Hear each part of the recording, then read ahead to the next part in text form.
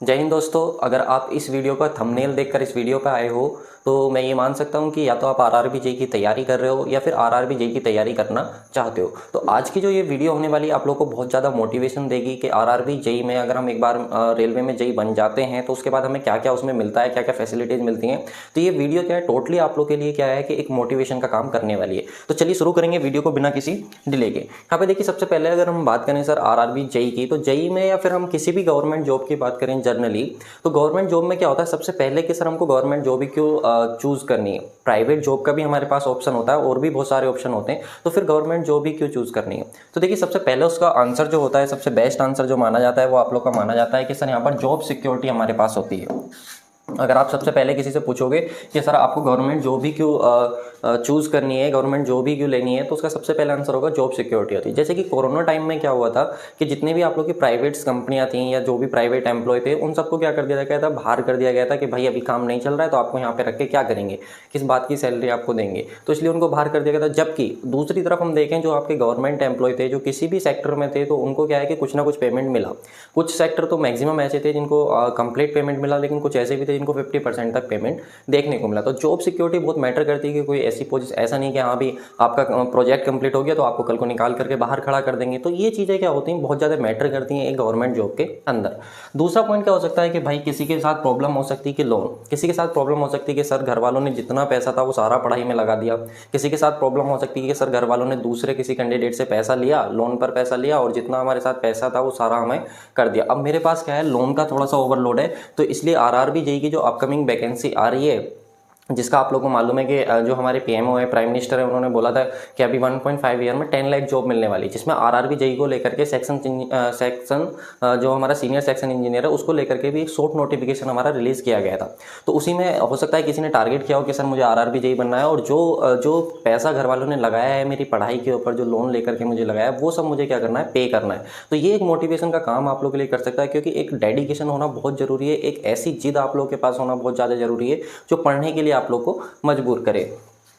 दूसरा हो सकता है किसी के साथ प्रॉब्लम हो सकती है, सर अपने आप को सेल्फ प्रूफ करना है, अपने आप को प्रूफ करना है, क्योंकि बहुत सारे एग्जाम दे लिए हैं, कोई एग्जाम नहीं निकल रहा है, बहुत ज़्यादा दिक्कत हमारे साथ हो रही है, घर वाले बोलते हैं, परिवार वाले बोलते हैं, मोहल्ले वाले बोलते हैं कि लड़का क्या है, पढ़ ही रहा है। ठीक है, तो इस चीज़ को अगर प्रूव करना है, अपने आप को प्रूव करना है, तो बहुत अच्छी अपॉर्चुनिटी है, बहुत अच्छा ये आप लोग के पास अवसर है, जिसको आप क्या कर सकते हो, एक अपने कैरियर पाथ के रूप में उसको चूज कर सकते हो। तो वो आप लोग के पास है। एक ये भी हो सकता है, एक हो सकता है रिलेटिव्स का हो सकता है कि सर रिश्तेदार हैं, ताना मारते हैं कि भाई तू तो 4 साल से 3 साल से प्रिपरेशन कर रहा है, तेरा भी कुछ हुआ क्यों नहीं है। तो ये किसी के साथ प्रॉब्लम हो सकती है।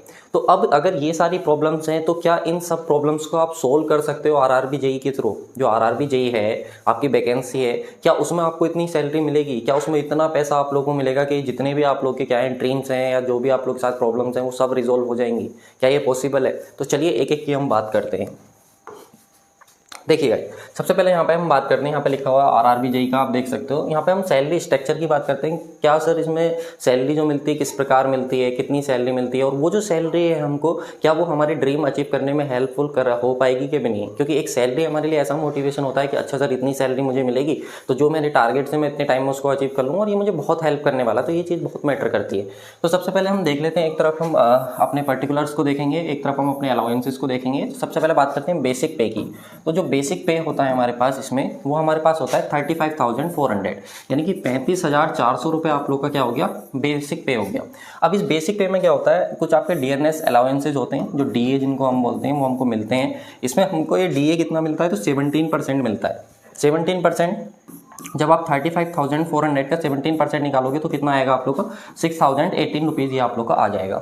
इसी तरीके से क्या आप लोग के पास हाउस रेंट अलाउंसेज, आप लोग कहाँ पे रह रहे हो उसके लिए भी आपको अलाउंसेज मिलते हैं, रहने के लिए भी आपको अलाउंसेज मिलता है, जिसको हम एचआरए बोलते हैं, और वो हमारे पास कितना होता है 24%। तो आप लोग का 35,400 का जब आप 24% निकालोगे तो कितना आएगा, 8,496 रुपीज़ आप लोग के पास आ जाएगा। फिर आता है टीए, कहीं पर आपको आना जाना है तो उसके लिए ट्रैवल अलाउंसेज आप लोग को दिए जाते हैं रेलवे में, जो कि आप लोग के कितने होते हैं, 3600 प्लस 3600 का 17% यहाँ पर हमको दिए जाते हैं। तो यहाँ पर देखो 3600 तो दिए जाएंगे आपको, फिर 3600 का 17% जो कि 612 आ रहा, तो ओवरऑल 4212 रुपीज़ आप लोग को मिलते हैं, जो ट्रैवल अलाउंसेस के होते हैं, कहीं आने जाने के लिए होते हैं। ठीक है, इसके बाद आप लोग का ग्रोस सैलरी की बात करें, टोटल सैलरी की, तो देखो 35,400 रुपये होगी, 6,018 रुपये होगी, 8,496 रुपये होगी और 4,212 रुपये ही होगी। अगर हम टोटल सैलरी की बात करते हैं, अब आप इन सबको ऐड करोगे तो ऐड करने के बाद आएगा 54,126, कितना आया 54,126, ये सैलरी हमको मिलती। अब आप कहोगे क्या सर इतनी कम सैलरी हमको मिलती? देखो भाई, ये सैलरी होती है आप लोग की 8 आवर्स की जॉब होती है। मैं रेलवे में आप लोग को बता दूं, रेलवे में आरआरबी जेई की जो जॉब है वो बहुत रेस्पॉन्सिबिलिटी वाली जॉब होती है, और ये मान करके चलो आपको इसमें एक्स्ट्रा वर्क तो करना पड़ता ही है, तो एक्स्ट्रा वर्क का इसमें अलग से पेमेंट मिलता है। ये सैलरी जो आप लोग की 54,000 बैठ रही है, ये सैलरी आप लोग की 60,000 प्लस 60,000 से लेकर के 65,000 तक सैलरी बैठती है, क्योंकि इसमें ऐसा होता है आरआरबी जेई की एक ऐसी जॉब है, आपको पता नहीं साइड पे कब जाना पड़ जाए, कुछ एक्स्ट्रा काम भी आपको करना पड़ता है, कई बार 10-10 घंटे की जॉब भी करनी पड़ती है, तो ये थोड़ा सा इशू इसमें रहता है। जो एक्स्ट्रा वर्क आप करते हो उसका एक्स्ट्रा पेमेंट भी मिलता है आप लोग को। ठीक है, ये रेलवे ने अलग से नोटिफाई कर रखा है अपने नोटिफिकेशन में, तो ये आप लोग के लिए है। यहाँ पे आप लोग मान सकते हो कि 60,000 तक आप लोग को सैलरी यहाँ पर मिलती है। तो सैलरी तो यार काफ़ी अच्छी होने वाली है, क्योंकि हर तरीके का अलाउंसेज आप लोग को यहाँ पर दिया जा रहा है। इसके बाद सर यहाँ पर क्या हमारे पास कैरियर ग्रोथ की अपॉर्चुनिटी है? कैरियर ग्रोथ या कैरियर प्रमोशन है। अगर हम एक बार आरआरबी जेई में सेलेक्ट हो जाते हैं तो उसके बाद हम कहाँ तक जा सकते हैं, कहाँ तक पहुंच सकते हैं, क्योंकि ये बहुत लोगों का क्वेश्चन होता है। तो चलिए एक एक पॉइंट को स्टार्ट करते हैं। देखिए, सबसे पहले आप आरआरबी जेई से स्टार्ट करोगे, as a junior engineer start करोगे, फिर उसके बाद सीनियर सेक्शन इंजीनियर आप लोग प्रमोशन होगा आप लोग का, फिर उसके बाद असिस्टेंट डिविजनल मैनेजर तक आप जा सकते हो, फिर डिविजनल इंजीनियर आप बन सकते हो, फिर जो सीनियर डिविजनल इंजीनियर हो सकता है वो आप बन सकते हो। तो ये क्या होता है, ग्रोथ पाथ होता है कि किस तरीके से हम क्या करते हैं। एक बार अगर हम आरआरबी जेई में सेलेक्ट हो जाएं तो एज ए जैसे जैसे हमको एक्सपीरियंस बढ़ता जाता है, हमारा परफॉर्मेंस रहता है, उसके अकॉर्डिंग क्या हमारा उसमें क्या है इंक्रीमेंट, या उसमें हमारा ये बोल सकते हो प्रमोशन होता रहता है। तो ये सारी चीज़ें हमें देखने को मिलती हैं। इसके साथ ही हम बात करें सर क्या क्या फैसिलिटीज़ होती हैं, तो मैंने सैलरी वगैरह का तो आपको बता ही दिया। जो फैसिलिटीज़ और पर्क्स होते हैं उनकी बात कर लेते हैं। डीआर एनएस अलाउंसेज हमको मिलता है, मैंने आपको बताया 17% होता है। मेडिकल अलाउंसेज अलग से होता है, अगर कोई फैमिली में बीमार हो जाए तो आपकी फैमिली तक को मेडिकल अलाउंस आपको तो मिलेगा ही मिलेगा। आपकी फैमिली में मम्मी पापा वाइफ बच्चे, उनको भी क्या है आप लोग का मेडिकल अलाउंसेज मिलता है। ट्रैवल अलाउंसेज पूरी फैमिली को होता है, कहीं आना जाना वो सब फ्री रहता है आपका। एजुकेशनल अलाउंसेज बच्चों की जो पढ़ाई वगैरह होती है वो एकदम फ्री होती है।